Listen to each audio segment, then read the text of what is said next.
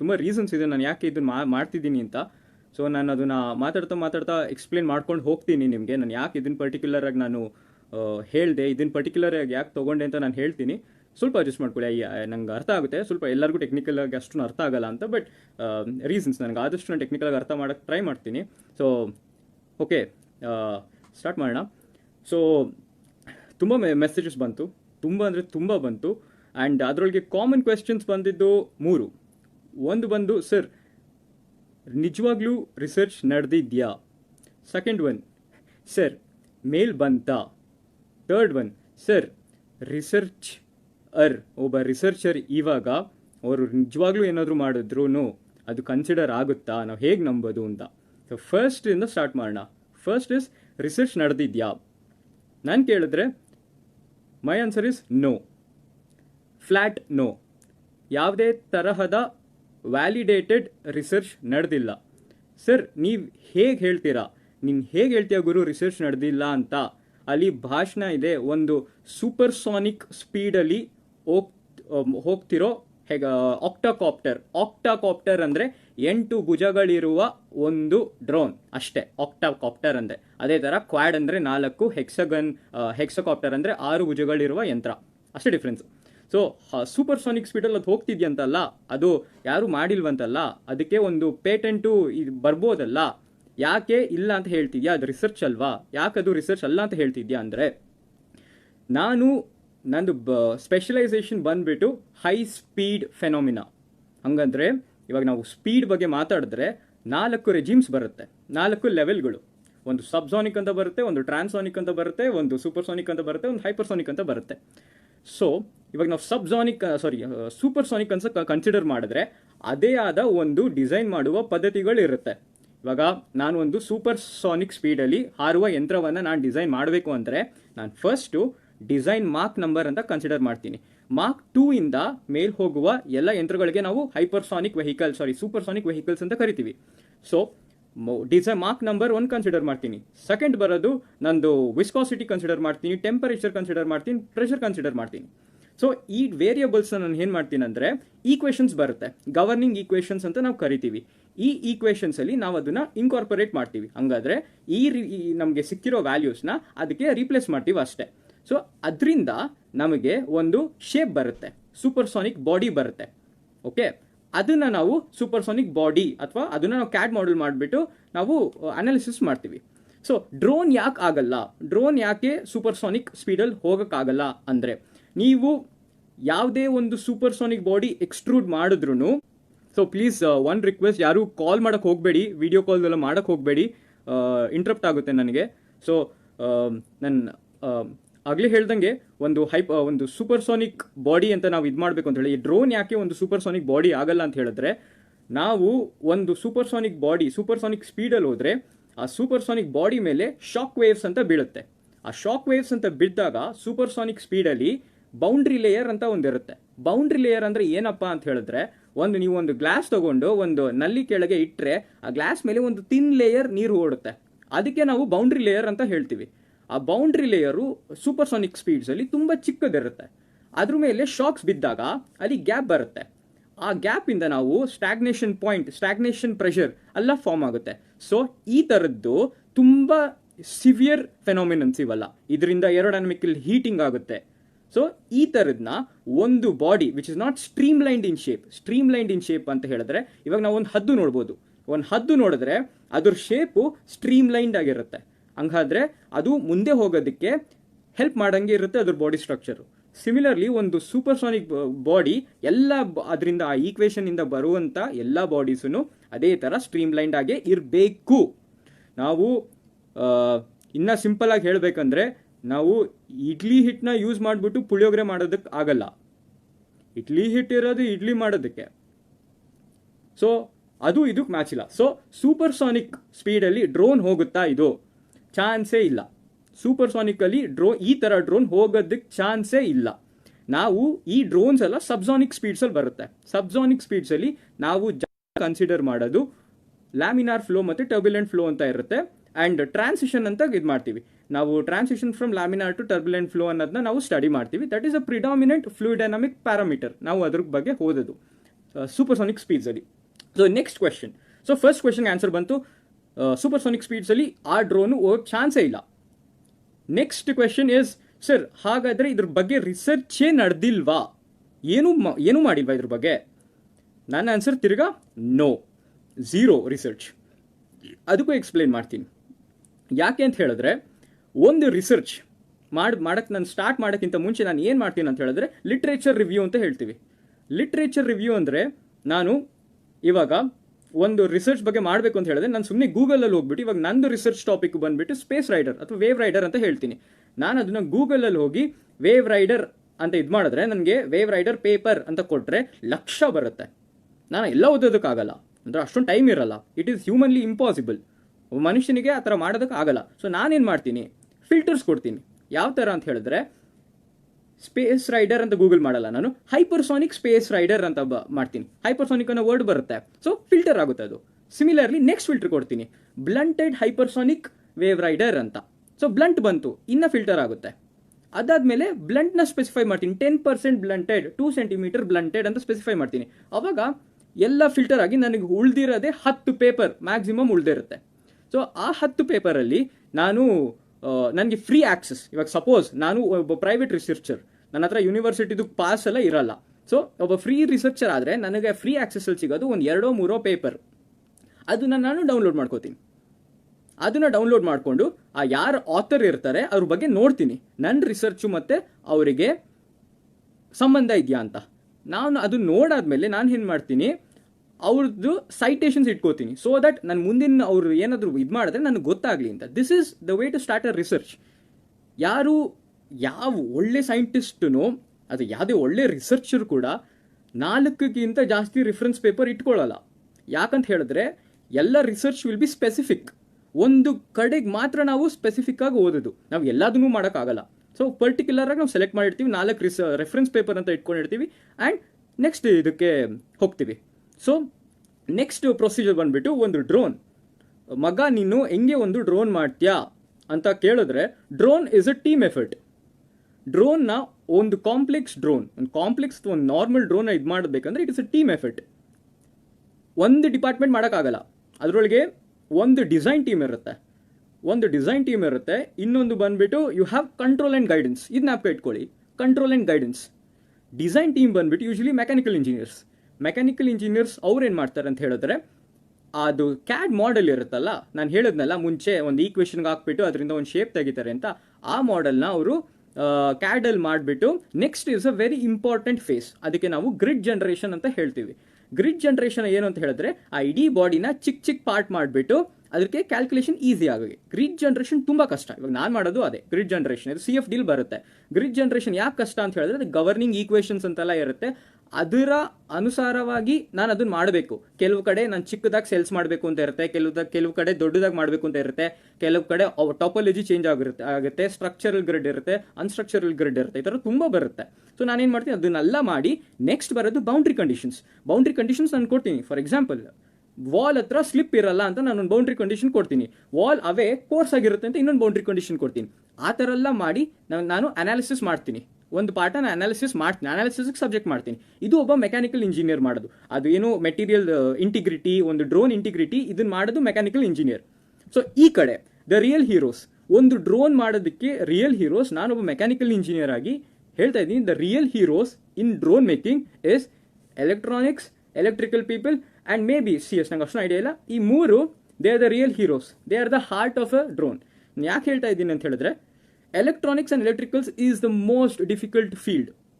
ಅದನ್ನ ಯಾಕೆ ಹೇಳ್ತೀನಿ ಅಂದರೆ, ಇವಾಗ ನಾನು ಒಬ್ಬ ಮೆಕ್ಯಾನಿಕಲ್ ಇಂಜಿನಿಯರ್ ಆಗಿ ನಾನೊಂದು ಕೋಡ್ ಓದಬೇಕು ಅಂತ ಹೇಳಿದ್ರೆ, ನನಗೆ ಈಕ್ವೇಷನ್ಸ್ ನೋಡಿದ್ರೆ ನನಗೆ ಗೊತ್ತಾಗ್ಬಿಡುತ್ತೆ ನಾನು ಯಾವ ವೇರಿಯೇಬಲ್ಸ್ನ ನಾನು ಡಿಕ್ಲೇರ್ ಮಾಡಬೇಕು ಅಂತ ನನಗೆ ಗೊತ್ತಾಗುತ್ತೆ. ಈಕ್ವೇಷನ್ಸ್ ನೋಡಿದ್ರೆ ಸಾಕು ನನಗೆ. ಬಟ್ ನಂದು ಲಾಜಿಕ್ ಓರಿಯೆಂಟೆಡ್ ಅಲ್ಲ. ಬಟ್ ನಾವು ಎಲೆಕ್ಟ್ರಿಕಲ್ಸ್ಗೆಲ್ಲ ಬಂದರೆ ಅವರು ಸಿವಿಯರ್ಲಿ ಲಾಜಿಕ್ ಓರಿಯೆಂಟೆಡ್ ಇರುತ್ತೆ. ನನಗೆ ಅಷ್ಟೊಂದು ಟರ್ಮಿನಾಲಜೀಸ್ ಗೊತ್ತಿಲ್ಲ, ಬಿಕಾಸ್ ನನ್ನ ಬ್ಯಾಕ್ಗ್ರೌಂಡ್ ಅದಲ್ಲ. But they have all this latches ಇರುತ್ತೆ, ವೆರಿಲಾಗ್ ಆಪರೇಟರ್ಸ್ ಅಂತ ಇರುತ್ತೆ, ಅದಾದಮೇಲೆ ದೇ ಹ್ಯಾವ್ ದಿಸ್ ಲೂಪ್ಸ್ ಇರುತ್ತೆ, ಆಮೇಲೆ ಅದು ಕ್ಲಾಕ್ ಎಜ್ಜು ಸಿಗ್ನಲ್ ಇಲ್ಲಿ ಪಾಸ್ ಆದರೆ 0 to 1 ಆ ಥರ ಎಲ್ಲ ಇರುತ್ತೆ. It is completely logic oriented. Logic ಎಷ್ಟು ಇರುತ್ತೆ ಅಂತ ಹೇಳಿದ್ರೆ, ಅದು ನಾವು ಅರ್ಥ ಮಾಡಿಕೊಂಡು ಮಿಸ್ಟೇಕ್ ಇಲ್ಲದೆ ಮಾಡೋದಕ್ಕೆ ತುಂಬ ಟೈಮ್ ಬೇಕು. ಇವಾಗಲೂ ಎಷ್ಟೊಂದು ಜನ ತುಂಬ ಹೈ ಪೋಸ್ಟಲ್ಲಿರೋರು ಇವಾಗಲೂ ಮಿಸ್ಟೇಕ್ ಮಾಡ್ತಾರೆ. ಈ ಥರ ಲಾಜಿಕ್ನ ತಿಳ್ಕೊಂಡು ನಾವು ಪ್ರೋಗ್ರಾಮಿಂಗ್ ಸ್ಟಾರ್ಟ್ ಮಾಡ್ತೀವಿ. ಈ ಎಲ್ಲ ಲಾಜಿಕ್ನ ತಿಳ್ಕೊಂಡು ನಾವು ಒಂದು ಡ್ರೋನ್ ಪ್ರೋಗ್ರಾಮಿಂಗ್ನ ಸ್ಟಾರ್ಟ್ ಮಾಡ್ತೀವಿ. ಸೊ ನಾವು ಓಕೆ, ಫಾರ್ ಎಕ್ಸಾಂಪಲ್ ಡ್ರೋನ್ ನಾವು ಪ್ರೋಗ್ರಾಮಿಂಗ್ ಚೆನ್ನಾಗಿ ಮಾಡಿದ್ರೆ ಸಕ್ಸಸ್ಫುಲ್ ಆಯಿತು. ಈ ಎಲ್ಲ ಪಾರ್ಟ್ಸ್ನ ಇಂಟಿಗ್ರೇಟ್ ಮಾಡಿ ನಾವು ಡೈರೆಕ್ಟಾಗಿ ಹೋಗ್ಬಿಟ್ಟು ಟೆಸ್ಟ್ ಮಾಡಲ್ಲ. ಏನು ಮಾಡ್ತೀವಿ, computational space or virtual space ಅಂತ ಕರಿತೀವಿ. ನಮ್ಮ ಸಿಸ್ಟಮಲ್ಲಿ ಒಂದು ನಾರ್ಮಲ್ ಎನ್ವೈರ್ನ್ಮೆಂಟಲ್ಲಿ ಹೇಗೆ ಓಡುತ್ತೆ, ಒಂದು ಡ್ರೋನ್ ಹೇಗೆ ಮೂವ್ ಆಗುತ್ತೆ ಅದನ್ನು ನಾವು ಸಿಮ್ಯುಲೇಟ್ ಮಾಡ್ತೀವಿ. ಅದೇ ಕಂಡೀಷನ್ಸಲ್ಲಿ ನಾವು ಸಿಮ್ಯುಲೇಟ್ ಮಾಡ್ತೀವಿ. ಸಿಮ್ಯುಲೇಟ್ ಮಾಡಿದ ತಕ್ಷಣ ನಮಗೆ ವ್ಯಾಲ್ಯೂಸ್ ಬರುತ್ತೆ. ನಾನು ಅವತ್ತು ಏನು ಕೇಳಿದೆ ಕ್ವೆಶ್ಚನ್, ಲಿಫ್ಟ್ ಆ್ಯಂಡ್ ಡ್ರ್ಯಾಗ್, ಅದು ಇಲ್ಲೇ ಬರೋದು. ಸಿಮ್ಯುಲೇಷನ್ಸಲ್ಲಿ ನಮಗೆ ರಿಸಲ್ಟ್ ಬರುತ್ತೆ. ಇಷ್ಟು ಲಿಫ್ಟ್ ಇದೆ, ಇಷ್ಟು ಡ್ರ್ಯಾಗ್ ಇದೆ ಅಂತ ನಮಗೆ ಗೊತ್ತಾಗುತ್ತೆ. ನೆಕ್ಸ್ಟ್ ಏನಾಗುತ್ತೆ ಅಂತ ಹೇಳಿದ್ರೆ, ನೆಕ್ಸ್ಟ್ ನಾವು ಆನ್ ಫೀಲ್ಡ್ ಟೆಸ್ಟಿಂಗ್ ಮಾಡ್ತೀವಿ. ಆನ್ ಫೀಲ್ಡ್ ಟೆಸ್ಟಿಂಗ್ ಅಂತ ಹೇಳಿದ್ರೆ 2 ಥರ ಬರುತ್ತೆ. ಇವಾಗ ನಾನು ಒಂದು ಏರ್ಕ್ರಾಫ್ಟ್ ಡಿಸೈನ್ ಮಾಡಬೇಕಂದ್ರೆ ವಿಂಡ್ ಟನಲ್ ಟೆಸ್ಟ್ಸ್ ಮಾಡ್ತೀನಿ ನಾನು. ಅದೇ ಥರ ಡ್ರೋನಿಗೆ ಯಾವುದೋ ಇರ್ಬೋದೇನೋ, ಅದು ನನಗೆ ಸರಿಗೆ ಇನ್ಫಾರ್ಮೇಷನ್ ಇಲ್ಲ. ಸೊ ಡ್ರೋನಿಗೆ ಅದೇ ಥರ ಪರ್ಟಿಕ್ಯುಲರ್ ಒಂದು ಟೆಸ್ಟ್ ಮಾಡ್ತೀವಿ. ಸೊ ಎಕ್ಸ್ಪೆರಿಮೆಂಟಲ್ ವ್ಯಾಲ್ಯೂ ನಮ್ಮ ಹತ್ರ ಇರುತ್ತೆ, CFD ವ್ಯಾಲ್ಯೂಸ್ ಇರುತ್ತೆ ನಮ್ಮ ಹತ್ರ. ಸೊ 2 ಕಂಪೇರ್ ಮಾಡ್ತೀವಿ, ನೋಡ್ತೀವಿ. ಒಂದು 2 ಬಂದಿರುತ್ತೆ, ಇನ್ನೊಂದು 5 ಬಂದಿದ್ರೆ ಎರರ್ 3 ಅಂತ ಅರ್ಥ. ಆ 3ನ ಅದು ಫೀಡ್ಬ್ಯಾಕ್ ಆಗುತ್ತೆ. ದಟ್ ಮೀನ್ಸ್ ನೆಕ್ಸ್ಟ್ ಟೈಮ್ ಇಟ್ರೇಷನ್ಗೆ ಅದು ಕಡಿಮೆ ಆಗ್ತಾ ಬರುತ್ತೆ. ಇದು loop. This is the like ಒಂದು ನಾರ್ಮಲ್ ಡ್ರೋನ್ ಮಾಡಬೇಕಂದ್ರೆ ಇಷ್ಟೆಲ್ಲ ಪ್ರೊಸೆಸ್ ಇರುತ್ತೆ. ನಾನು ಸಿಂಪಲ್ ಆಗಿ ಹೇಳಿದ್ದೀನಿ, ಬಟ್ ಒಂದೊಂದು ಪ್ರೊಸೆಸ್ಸು ತುಂಬ ಕಷ್ಟ, ತುಂಬ TDS, ತುಂಬ ಟೈಮ್ ತಗೊಳುತ್ತೆ. ಯಾವುದು ಒಂದಿನದಲ್ಲಿ ಆಗೋವಂಥದ್ದಲ್ಲ. ಸೊ ನೆಕ್ಸ್ಟ್ ಕ್ವೆಶನ್ ಏನಂತ ಹೇಳಿದ್ರೆ, ದ ಮೋಸ್ಟ್ ಇಂಪಾರ್ಟೆಂಟ್ ಕ್ವೆಶನ್ ಎಲ್ಲರೂ ವೇಟ್ ಮಾಡ್ತಿರೋದು, ಸರ್ ಮೇಲ್ ಬಂತಾ ಕ್ವೆಶ್ಚನ್. ಸೊ ನನಗೆ ಯಾವುದೇ ತರಹದ ಮೇಲ್ ಕೂಡ ಬಂದಿಲ್ಲ, ಅದು ಬರುವುದಿಲ್ಲ, ಅದು ಬಂದರೂ ನಾನು ಎಕ್ಸೆಪ್ಟ್ ಮಾಡುವುದಿಲ್ಲ. ಯಾಕೆ ಅಂತ ಹೇಳಿದ್ರೆ, ನಾನು ಫಸ್ಟೇ ಹೇಳಿದೆ, ಇದೆಲ್ಲ ಜನರಲ್ ನಾಲೆಜ್ ಅಲ್ಲ. ಒಬ್ಬ ವ್ಯಕ್ತಿಗೆ 170 IQ ಇದ್ರೂ ಸ್ಕಿಲ್ ಇಲ್ಲ ಅಂದರೆ, ಈ ಥರ ಬ್ಯಾಕ್ಗ್ರೌಂಡ್ ಇಲ್ಲ ಅಂದರೆ, ಇವಾಗ ನಾನು ನಿಮ್ಮ ಹತ್ರ ಇಷ್ಟೊಂದು ಮಾತಾಡ್ತಿದ್ದೀನಿ ಅಂತ ಹೇಳಿದ್ರೆ, ನಾನು ಟೆಕ್ನಿಕಲ್ ಬಗ್ಗೆ ನಾನು ನೋಡಿ ಇಷ್ಟು ದೊಡ್ಡ ಬುಕ್ ಓದಿರ್ಬೇಕು ನಾನು, ಇಷ್ಟು ನಾನು ಕಂಫರ್ಟಬಲ್ ಆಗಿ ನಿಮ್ಮ ಹತ್ರ ಮಾತಾಡಬೇಕು ಅಂತ ಹೇಳಿದ್ರೆ, ದಟ್ ಈಸ್ ರಿಸರ್ಚ್. ಆ ಥರ ಇಷ್ಟು ಓದ್ಬಿಟ್ಟು ನಾನು ಮಿಸ್ಟೇಕ್ಸ್ ಮಾಡ್ತೀನಿ, that means I am not perfect. ಅದೇ ಥರ ಯಾವುದೇ ಒಂದು ಬ್ಯಾಕ್ಗ್ರೌಂಡ್ ಇಲ್ಲದೆ ಒಂದು ಜನರಲ್ ನಾಲೆಜ್ ಮೇಲೆಲ್ಲ ಇದು ಮಾಡೋಕ್ಕಂತೂ ಸಾಧ್ಯ ಇಲ್ಲ. ಸ್ಕಿಲ್ ಬೇಕು, ಸ್ಕಿಲ್ ಈಸ್ ಇಂಪಾರ್ಟೆಂಟ್. ಸ್ಕಿಲ್ ಇಲ್ಲದೆ ಮಾಡೋಕ್ಕಾಗಲ್ಲ. ಆಮೇಲೆ 1 ವರ್ಷದಲ್ಲಿ ಮಾಡುವಂಥದ್ದ ಕೆಲಸಗಳಲ್ಲ ಇದು. ಒಬ್ಬನಿಗಲ್ಲ ಆಗೋದೇ ಇಲ್ಲ ಇದು. It is completely inhumane. ಚಾನ್ಸೇ ಇಲ್ಲ ಇದು. ಅದಾದ ನಾನು ಯಾಕೆ ಇಷ್ಟೊಂದು ಕಂಫರ್ಟಬಲ್ ಆಗಿ ಹೇಳ್ತಾ ಇದ್ದೀನಿ ಅಂತ ಹೇಳಿದ್ರೆ, ನನಗೆ ಗೊತ್ತು. And next question. So second question clear ಆಯಿತು. ನನಗೆ ಯಾವುದೇ ಮೇಲ್ ಬಂದಿಲ್ಲ, ಬರೋದು ಇಲ್ಲ, ಅದು ನಾನು ಎಕ್ಸೆಪ್ಟು ಮಾಡಲ್ಲ. ಬಿಕಾಸ್ ಒಬ್ಬ ವ್ಯಕ್ತಿ ಒಂದು ಸಿಂಪಲ್ ಕ್ವೆಶನ್ಗೆ ಆನ್ಸರ್ ಮಾಡೋಕ್ಕೆ ಆಗ್ತಿಲ್ಲ, ಅದಾದಮೇಲೆ ನನಗೊಂದು 10 ದಿನ ಆದಮೇಲೆ ನನಗೆ ಅದಕ್ಕೆ ಆನ್ಸರ್ ಬಂತು ಅಂತ ಹೇಳಿದ್ರೆ ಯಾರು ಎಕ್ಸೆಪ್ಟ್ ಮಾಡ್ತಾರೆ ಅದನ್ನು? So that being side, next question ನನಗೆ ಬಂದಿದ್ದು, ಸರ್ ನೆಕ್ಸ್ಟ್ ಒಬ್ಬ ರಿಸರ್ಚರ್ ಇವಾಗ ಏನೋ ಒಂದು ಇನೋವೇಷನ್ ಮಾಡಿದೆ. ಇವಾಗ ರಿಸರ್ಚರ್ ಫೀಲ್ಡ್ಗೆ ಒಂದು ಬ್ಲ್ಯಾಕ್ ಲೇಬಲ್ ಇದೆ. ತುಂಬ ರಿಸರ್ಚರ್ಸ್ ತುಂಬ ಆ್ಯಂಗ್ರಿಯಿಂದ, ಇವಾಗ ಆಸ್ಟ್ರೇಲಿಯಾ US ಇಂದ ಅಲ್ಲಿ ಕೆಲಸ ಮಾಡ್ತಿರೋರು ಪೋಸ್ಟ್ ಡಾಕ್ಸ್ ಎಲ್ಲ ನನಗೆ ಕಾಲ್ ಮಾಡಿ ಹೇಳಿದ್ರು, ಇವಾಗ ನಾವೇನಾದರೂ ಒಂದು ಇನೋವೇಷನ್ ಮಾಡಿದ್ರೆ ನಮಗೆ ಅಪ್ರಿಸಿಯೇಷನ್ ಸಿಗುತ್ತಾ ಇಲ್ವಾ ಅಂತ. ನಾನು ಓದಿದ್ದು, ನನ್ನ ಸ್ಕೂಲ್ ಬಂದು ಕೇಂಬ್ರಿಡ್ಜಲ್ಲಿ ನಾನು ಓದಿದ್ದು. ನಾನು 5th ಸ್ಟ್ಯಾಂಡರ್ಡಲ್ಲಿ ಇರಬೇಕಾದ್ರೆ ನನಗೊಂದು ಫಂಟಾಸ್ಟಿಕ್ ಟೀಚರ್ ಇದ್ದರು. ಅವರೇ ನಾನು ಇಲ್ಲಿವರೆಗೂ ಇಷ್ಟು ಮಾತಾಡ್ತಾ ಇದ್ದೀನಿ ಅಂತ ಹೇಳಿದ್ರೆ ಅವರೇ ಅದಕ್ಕೆ ಇನ್ಸ್ಪಿರೇಷನು. ಅವ್ರ ಹೆಸರು ಹೇಮಲತಾ ಅಂತ. ಅವ್ರ ಸೈನ್ಸ್ ಕ್ಲಾಸಲ್ಲಿ ನನಗೆ ಯಾವಾಗಲೂ ಎಲ್ಲರಿಗೂ ಹೇಳ್ತಾ ಇದ್ರು, every science class should have 2 important question, why and how. ನಾನು ಯಾಕೆ ಇದನ್ನು ಹೇಳ್ತಾ ಇದ್ದೀನಿ ಅಂದರೆ, ನಾವು ಏನೇನು ರಿಸರ್ಚ್ ಮಾಡ್ತೀವಿ, 2 ವರ್ಷ 3 ವರ್ಷ ನಾವು ಏನು ಕುತ್ಕೊಂಡು ಮಾಡ್ತೀವಿ, ನಾವು ಅದಕ್ಕೆ ನಮಗೆ ತೋರಿಸ್ಕೊಳ್ಳೋದಕ್ಕಿರೋದು 5 ಪೇಜು. ಅಬ್ಸ್ಟ್ರಾಕ್ಟಿಂದ ಹಿಡಿದು ರಿಸಲ್ಟ್ವರೆಗೂ ಅಷ್ಟೇ ನಾವು ತೋರ್ಸೋಕ್ಕಾಗೋದು.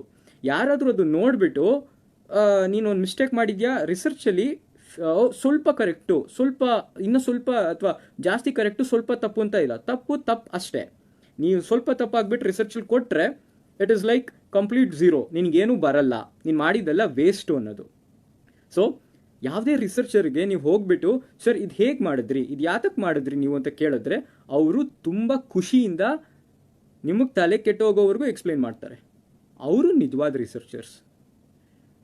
ನೀವೇ ಅನ್ಕೊಬೇಕು, ಯಾಕಪ್ಪ ನಾವು ಈ ಕ್ವೆಶನ್ಸ್ ಕೇಳಿದ್ರಿ ಅಂತ. ಬಿಕಾಸ್ ಅವ್ರಿಗೆ ಏನಂದರೆ ತುಂಬ ಕೆಲಸ ಮಾಡಿರ್ತಾರೆ ಅದ್ರ ಬಗ್ಗೆ. ಎಕ್ಸ್ಪ್ಲೈನ್ ಮಾಡೋಕ್ಕೆ ಟೈಮ್ ಸಿಗಲ್ಲ. ಒಂದು ಕಾನ್ಫರೆನ್ಸ್ಗೆ ಹೋದರೆ 5 ನಿಮಿಷದಲ್ಲಿ ಮುಗಿಸಿ ಅಂತ ಹೇಳ್ತಾರೆ. So that is the only ego that we have, that ಯಾರೋ ನಮಗೆ ನಾವು ಮಾಡಿದ ಬಗ್ಗೆ ಕೇಳ್ತಾರೆ, ಯಾರೋ ನಮ್ಮನ್ನ ಸೈಟ್ ಮಾಡ್ತಾರೆ, ನಮ್ಮ ಮಾಡಿರೋ ರಿಸರ್ಚ್ ಬಗ್ಗೆ ಯಾರೋ ಒಬ್ರು ಕೇಳ್ತಾರೆ, ಅಷ್ಟೇ ಇರೋದು. So that being said, so mostly ಇದು ನನ್ನ ಒಪಿನಿಯನ್ ಅಂತ ನಾನು ಹೇಳ್ತಿಲ್ಲ. So I think most engineering background ಇರೋರು I think they will agree with me. ನಾನು ಇವಾಗ ಹೇಳಿರೋದು ನಾನು ಟೆಕ್ನಿಕಲಾಗಿ ನಾನು ಏನು ಹೇಳಿದ್ನೋ ಅದ್ರ ಜೊತೆ ನೀವು ಅಗ್ರಿ ಮಾಡ್ತೀರಾ ಅಂತ ಅಂದ್ಕೊಂಡಿದ್ದೀನಿ. And coming to the other side, which I literally ನನಗೆ ಹೋಗೋಕ್ಕೆ ಇಷ್ಟ ಇರಲಿಲ್ಲ, but with a heavy heart from 2 days before, ಎರಡು ದಿನ ಹಿಂದೆ ನಾನು ಯಾರು ಅಂತಲೂ ಯಾರಿಗೂ ಗೊತ್ತಿರಲಿಲ್ಲ. ಐ ವಾಸ್ ಅ ನೋ ಬಡಿ. ನಾನು ಇಷ್ಟು ಮಾತಾಡ್ತಿದ್ದೀನಿ, ನಾನು ಇವಾಗ ಮಾತಾಡೋದಕ್ಕೆ ನನಗೆ ಅಷ್ಟು ಯೋಗ್ಯತೆ ಇದೆಯೋ ಅಥವಾ ಅರ್ಹತೆ ಇದೆಯೋ ನನಗೆ ಗೊತ್ತಿಲ್ಲ. ಬಟ್ ಮೊನ್ನೆಯಿಂದ ನನಗೆ ಯಾರೋ ಅಣ್ಣ, ಮಗ, ಮಚ್ಚ, ಅಣ್ಣ ಆ ಥರ ಎಲ್ಲ ಹೇಳಿದ್ರು. ನಂಗೆ ತುಂಬ ಖುಷಿ ಆಯಿತು. ಲೈಫಲ್ಲಿ ನನಗೆ ತುಂಬ ದೊಡ್ಡ ಫ್ಯಾಮಿಲಿ ಸಿಗ್ತೇನೋ ಅಷ್ಟು ಖುಷಿ ಆಯಿತು. ಆ್ಯಂಡ್ ಲೈಕ್ ಒಂದು ಫೀಲಿಂಗ್ ಇದ್ದೇ ಇರುತ್ತೆ ದಟ್ ಒಬ್ಬನ ಬೀಳಿಂದ ನನ್ನ ಏಳಿಗೆ ಆಗ್ತಿದೆ ಅಂತ ಅದು ಇದ್ದೇ ಇದೆ. ಬಿಕಾಸ್ ನನಗೆ ಒಬ್ಬರು ಮೆಸೇಜ್ ಮಾಡಿದ್ರು, ಅವರು ನನಗೆ ಹೇಳಿದ್ರು ಲೈಕ್ ಅವ್ರ ಸನ್ ಎಕ್ಸ್ಪೈರ್ ಆಗಿದ್ದಾರೆ, ಲೈಕ್ ಅವನು ಇಂಜಿನಿಯರಿಂಗ್ ಸ್ಟೂಡೆಂಟ್ ಆಗಿದ್ದ. ಆ್ಯಂಡ್ ಅವ್ರು ನನಗೆ ಹೇಳಿದ್ರು ಮೋಸ್ಟ್ಲಿ ಅವ್ನು ಇದ್ದಿದ್ರೆ ಅವ್ನು ನಿಂತರೇ ಮಾತಾಡ್ತಿದ್ನೇನೋ ಕೊಣೋ ಅಂತ. ನಂಗೆ ತುಂಬ ಅದು ಒಂಥರ ಹರ್ಟ್ ಆಯ್ತು ನನಗೆ. ಬಟ್ ದೆನ್ ಅಗೇನ್ ನಾನೇನು ಹೇಳ್ತಾ ಇದ್ದೀನಿ ಅಂದರೆ ಲೈಕ್ ಎಲ್ಲರಿಗೂ ನಾನು ಕನ್ನಡಿಗರಿಗೆ ನನ್ನ ನಿಜವಾಗ್ಲೂ ಇಲ್ಲಿವರೆಗೂ ನೀವು ದರ್ಶನ್ ಬರಲೇಬೇಕು, ನೀನು ಬರೋ ಗಂಟ ನಮಗೆ ಕನ್ಕ್ಲೂಷನ್ ಸಿಗಲ್ಲ ಅಂತ ಹೇಳ್ದವ್ರಿಗೆ ನಂದು ಒಂದೇ ರಿಕ್ವೆಸ್ಟ್ ಇರೋದು, ತಪ್ಪಾಗಿದೆ, ಪ್ಲೀಸ್ ಫರ್ಗಿವ್ ಮಾಡಿ. ಯಾಕೆ ಹೇಳ್ತಾ ಇದ್ದೀನಿ ಅಂದರೆ, ಹೇಟ್ ಮಾಡೋದು ನಮ್ಮ ಗುಣ ಅಲ್ಲ. ನಾವು ಕನ್ನಡಿಗರು, ನಾವು ಹೇಟ್ ಮಾಡಬಾರದು. ತಪ್ಪು ನಡೆದಿದೆ. ಇಂಟ್ರೆಸ್ಟ್ ಇದ್ದರೆ ಅದ್ರ ಬಗ್ಗೆ ಓದಲಿ, ಡೈನಾಮಿಕ್ಸ್ ಓದಲಿ, ಮೆಕ್ಯಾನಿಕ್ಸ್ ಓದಲಿ, ಕೈನಾಮೆಟಿಕ್ಸ್ ಓದಲಿ, ಅಚೀವ್ ಮಾಡಲಿ, ಖುಷಿ. ನಮ್ಮ ಕರ್ನಾಟಕಕ್ಕೆ ಮಾಡದೆ ಬೇರೆ ಎಲ್ಲಿ ಮಾಡೋಕ್ಕೆ ಇದಾಗುತ್ತೆ. ಒಬ್ಬ ಕನ್ನಡಿಗ ಇಷ್ಟೊಂದು ವರ್ಲ್ಡ್ ಸ್ಟೇಜಲ್ಲಿ ರಿಪ್ರೆಸೆಂಟ್ ಮಾಡಿದ್ದಾನಂದರೆ ನಮಗೆ ಎಲ್ಲರಿಗೂ ಹೆಮ್ಮೆ ಆಗುತ್ತೆ. ಸೊ ಇನ್ನೊಂದು ಹೇಳೋಕ್ಕೆ ಇಷ್ಟಪಡ್ತೀನಿ, ನಾನು ಮೊನ್ನೆಯಿಂದ ತುಂಬ ಇಂಟರ್ವ್ಯೂಸ್ಗೆಲ್ಲ ಕರೆದಾಗ ನಾನು ರಿಜೆಕ್ಟ್ ಮಾಡಿದೆ. ಓನ್ಲಿ ರೀಸನ್ ಬೀಯಿಂಗ್, ಈ ಥರ ವಿಷಯ ಎಲ್ಲ ಸ್ಪ್ರೆಡ್ ಆಗಬಾರ್ದು. ಯಾಕಂದರೆ ಇದು ಜಾಸ್ತಿ ಸ್ಪ್ರೆಡ್ ಆಗ್ತಾ ನಮ್ಮ ಸ್ಟೇಟಿಗಿನ್ನ ವ್ಯಾಲ್ಯೂನೇ ಡೌನ್ ಆಗೋದು. ಸೊ ಇದೆಲ್ಲ ಸ್ಪ್ರೆಡ್ ಆಗಬಾರ್ದು. This should stop.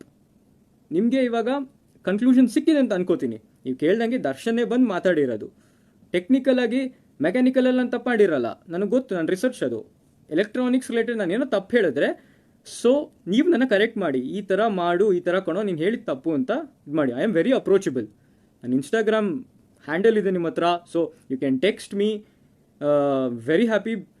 ಬಟ್ ನಾನು ಕೇಳೋದು ಒಂದೇ ಇಷ್ಟು. ಆ್ಯಂಡ್ ಒಂದು ಹೇಳಬೇಕು, Karnataka's troll pages and memes are unbelievable, awesome. They are like out of the world, unparalleled. ಯಾಕೆ ನಾನು ಹೇಳ್ತಾ ಇದ್ದೀನಿ ಅಂತ ಹೇಳಿದ್ರೆ, ಇಟ್ ಇಸ್ ನಾಟ್ ದಟ್ ನನ್ನ ಅವ್ರು ಫೇಮಸ್ ಮಾಡಿಬಿಟ್ರು ಓವರ್ ನೈಟ್ ಅಂತ ಅಲ್ಲ. They respected my privacy a lot. ಅದು ತುಂಬ ಇಂಪಾರ್ಟೆಂಟ್. ಬಿಕಾಸ್ ಬೆಳಗ್ಗೆ ರಾತ್ರಿ ನನ್ನ ಫೋನ್ನ ನಾನು ಸ್ವಿಚ್ ಆಫ್ ಮಾಡೋಕ್ಕಾಗಲ್ಲ. ಯಾಕಂದರೆ ನಂಗೆ ಲ್ಯಾಬಿಂದ ಕಾಲ್ಸ್ ಬರುತ್ತೆ, ಮಿಡ್ ನೈಟಿಂದನೂ ಕಾಲ್ಸ್ ಬರ್ಬೋದು. ಅದಕ್ಕೆ ನನ್ನ ಫೋನ್ನ ಸ್ವಿಚ್ ಆಫ್ ಮಾಡೋಕ್ಕಾಗಲ್ಲ. ಸೊ ಬರ್ತಿತ್ತು ತುಂಬ, ಸರ್ ಪ್ಲೀಸ್ ಇಂಟರ್ವ್ಯೂಗೆ ಬನ್ನಿ, ಅದಕ್ಕೆ ಬನ್ನಿ, ಇದಕ್ಕೆ ಬನ್ನಿ ಅಂತ. ನಾನು ಹೇಳಿದೆ, see this is a very sensitive thing. ಈಗ ಇಂಟರ್ವ್ಯೂ ಮಾಡೋದ್ರಿಂದ ತುಂಬ ಜಾಸ್ತಿ ಇದು ಎಸ್ಕಲೇಟ್ ಆಗುತ್ತೆ. ಸೊ ನಾನೇ ಲೈವಿಗೆ ಹೋಗ್ತೀನಿ, ನಾನೇ ಮಾತಾಡ್ತೀನಿ. ನಾನು ಬರಬೇಕು ಅಂತ ಜನ ಕೇಳಿರೋದು, ನಾನೇ ಬರ್ತೀನಿ. I think this is a proper conclusion and they are awesome. So ನಾನು ಅವ್ರಿಗೆ ಕೈ ಮುಗ್ದು ಕೇಳ್ಕೊತೀನಿ. So please